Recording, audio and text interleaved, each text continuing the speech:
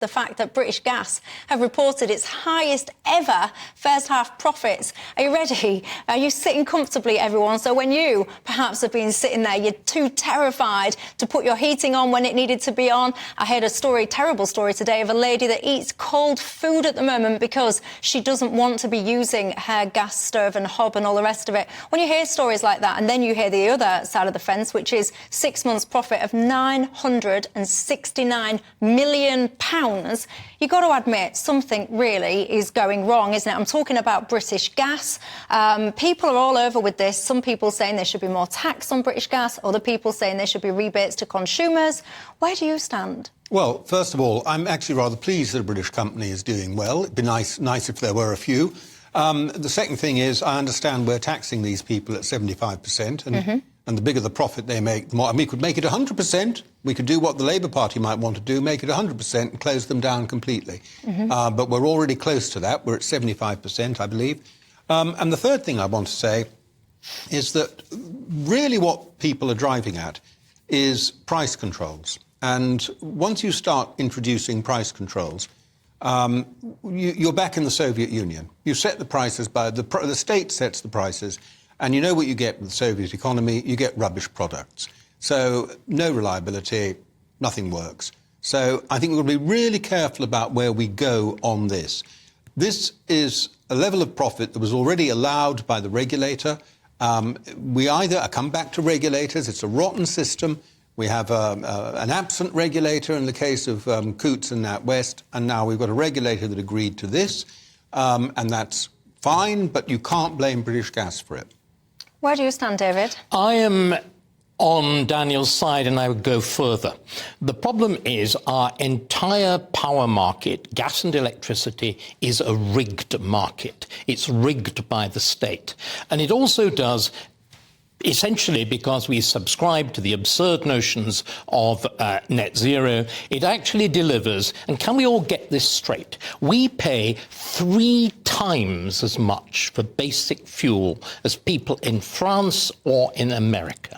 One of the reasons that our industry has collapsed and has been exported overseas is because our fuel costs are so gigantically high. Can we also, again, understand that, gas prices are important, electricity prices are actually much more important, and we have an insane system of pricing, which is called marginal net pricing. The reason our electricity prices are so gigantic is, however it's generated, the cost to everybody is the unit of electricity which is most expensive. This is done. Remember, the entire structure of our pricing has been rigged to favour so-called renewables.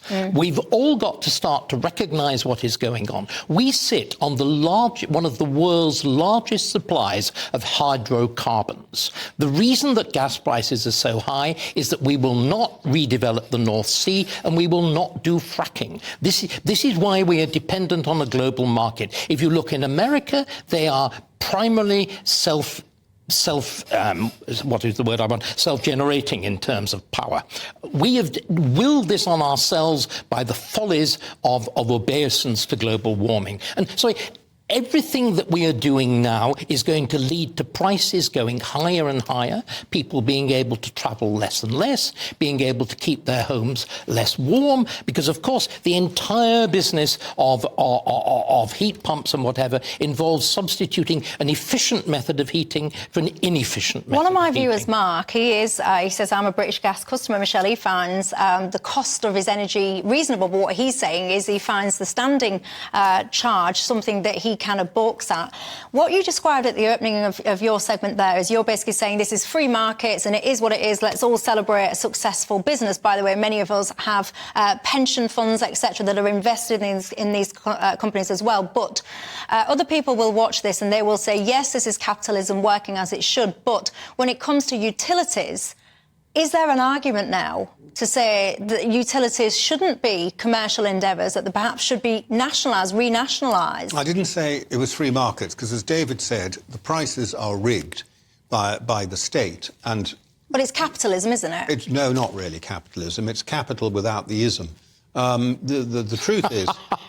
It's ism without the capital. It's private Well, it's a rip-off, is what some people are saying. Exactly. It's private sector capital being deployed at the direction of the state. Precisely. Effectively, it's capital without the capitalism. But what I am saying is you shouldn't blame British Gas for this, because these have been prices set. But they've been allowed to charge because that's the price cap set by the regulator. If you want something else and you want to go down the road of actually telling them exactly how much they can earn, you get closer and closer to a Soviet society. Well, what